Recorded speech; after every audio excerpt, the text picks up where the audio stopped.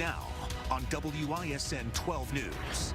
And we begin with breaking news. A scare at the State Fair. Panic filled the Cream Puff Pavilion over rumors that someone had a gun. Tonight, we are learning that it was a false alarm. 12 News' Terry Sater is live at State Fair Park. And Terry, a spokesperson told me that someone pulled the fire alarm, and that's how this all started. Yeah, they pulled the fire alarm, and there was no fire, there was no smoke. But according to the State Fair director, some people started to panic, they started to run, and that led to someone saying that shots had been fired. But none of that was true. The only thing that happened was a fire alarm was pulled. I'm standing right now at the entrance to the Cream Puff Pavilion. Everything is back to normal here, but it is the last day of the fair, and it's extremely busy out here. So it didn't take much, apparently, to trigger some people to panic. When they heard that fire alarm, some people started to run out. And because of our heightened sense of alert, because of what happened in Virginia yesterday and some other incidents involving guns and cars, people started to panic. Let's listen to one of those people who was here when it happened. I was standing in line and I saw two co-workers come out. They were brawling from behind of the Cream Puff area. There was banging on a door, which sounded like gunfire. I saw two workers coming out running. Everybody started to panic, started crying, falling to the floor, little kids. People were scared, and it kind of was a domino effect. So everything is back to normal out here. You can see there are a lot of people standing in line to buy cream puffs here. The pavilion is full of people. The good news is, despite what earlier reports were that there had been gunshots, there were no gunshots, no gun, and no fire out here. Just some panic after a fire alarm was triggered. Live at State Fair Park, Terry Sater, WISN 12 News. And Terry, before we let you go, one question. I know you said no gun, no shots fired, but some panic and people running. Do we know if anybody was hurt because of all that running and trampling? The State Fair director said that there was nothing wrong with anyone, so it doesn't appear that anyone got injured despite that panic. Okay, that's the good news. Thank you. Terry, live for us at the State Fair. Our other big story here tonight, 7 people are hurt after an SUV barreled into a tent at a campsite along the Mississippi River in Wisconsin. The people who were in the tent are from the Milwaukee area. Doctors released some of them, all of the men and women in their 20s, from the hospital. And this person you're looking at here, this is the mugshot of the woman deputies say was behind the wheel. This is 32-year-old Stacy Smith. She's from Boscoville, Wisconsin. That's about 45 minutes from the River of Lakes campground where this happened. Deputies say at 10:18 at night, she lost control of the SUV and hit a tent and then backed over the tent. 7 people were inside. 6 people are from Milwaukee. 1 woman is from Brookfield. Deputies arrested her for operating a motor vehicle while intoxicated, causing great bodily harm. She's out of jail tonight on $500 bond. We're still working to get more information on how the victims are doing and when Smith will be in court. It has been 1 year since the violent unrest at Milwaukee Sherman Park neighborhood. Several businesses were set on fire after a fatal police shooting. Today, the community came together to look forward.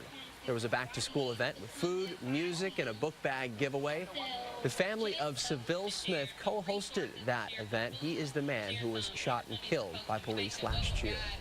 Tonight, the Milwaukee County Medical Examiner is investigating how 2 babies died this morning. A 2-month-old died near 51st Boulevard and Hope Avenue, and a 23-month-old died near 79th Street and Hampton Avenue. The 2 deaths are not related. Officials aren't releasing details in either case. The ME will perform autopsies on Monday.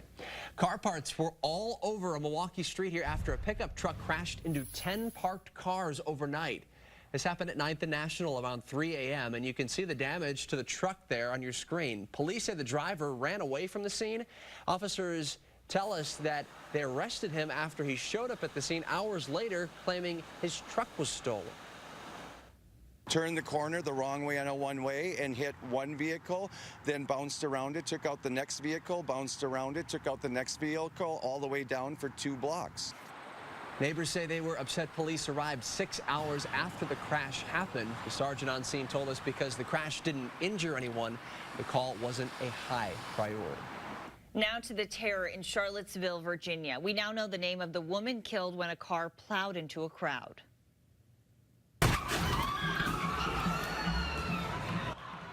A scene of absolute chaos yesterday at a white nationalist rally. Police say 20-year-old James Alex Fields Jr. from Ohio drove into a crowd of people protesting the rally. 32-year-old Heather Heyer, a paralegal from Virginia, died. Heather was a strong person who always defended what she believed in, and Heather's life was not about hate. Condemn in the strongest possible terms this egregious display of hatred, bigotry, and violence on many sides. On many sides. The White House issued a statement responding to critics who slammed President Trump for failing to specifically condemn white supremacists in his remarks. The statement reads in part, the president said yesterday he condemns all forms of violence and hatred. Of course, that includes white supremacists, KKK, neo-Nazis, and all extremist groups. Milwaukee County Sheriff David Clark is weighing in, tweeting, proud of Trump's statement condemning violence in Charlottesville. Very presidential. Didn't take sides like Obama in Ferguson riot. Former White House Communications Director Anthony Scaramucci explained how he would have advised the president. He sat down with ABC's George Stephanopoulos in an exclusive interview. I wouldn't have recommended that statement. I think he needed to be much harsher as it related to the white supremacists. It's Scaramucci's first interview since getting fired on the job less than 2 weeks ago. He talked about everything from leakers to that profanity-laced interview with The New Yorker and remarks about then Chief of Staff Reince Priebus. Reince is a paranoid schizophrenic, paranoiac. So you think you deserve to be fired for that? Do I think I deserve to be fired? Well, obviously, I wish they would have given me a bar of soap and told me to go wash my mouth out in the bathroom and move on. Scaramucci also predicted that he called strategic changes are coming up in the Trump administration. Only here on WISN 12, a mystery solved after a man found a Purple Heart in the rubble of a demolished house. As 12 News' Ben Hutchison reports, the Racine man who discovered the medal and wanted to find the family got a surprise when someone showed up to the work site. The house that used to stand here was full of things from its previous owners, including books, this old clothespin bag. But that's nothing compared to what was found during demolition. We found money in walls. We find all that neat stuff. Dan Maceman says on this job, though, a box fell from the attic. It caught his attention. He stopped the demolition and looked inside. I couldn't believe it. I'm glad I found it. I was glad it didn't get damaged or hurt or broken up, you know what I mean, or busted up. Turns out family wasn't far away. Shortly after our interview, Justin Turner walked up. His father owned the property for more than 50 years. The Purple Heart belonged to Turner's uncle. His honesty and, his goodwill, good intent, and it's amazing that he found it and out of all of this stuff. That's the amazing part right there. But, yeah, it's going to mean a lot. On all the years we've been tearing down buildings, I'd never come across one of them.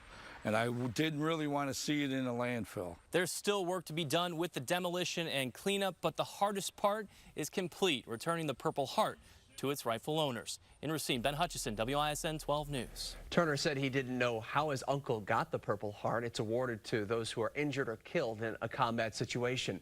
Turner says his family will add it to other keepsakes. Well, an emotional moment at Miller Park today. That's right. We'll introduce you to the man who threw out the first pitch of the Brewers game. We'll tell you the message he wanted to send with that baseball. And we'll tell you where Packers legend Donald Driver crashed a wedding today. We'll have more on that next. That is so cool. All right, well, the weather has been great, but clouds are starting to thicken up. When the rain is expected to fall, just ahead.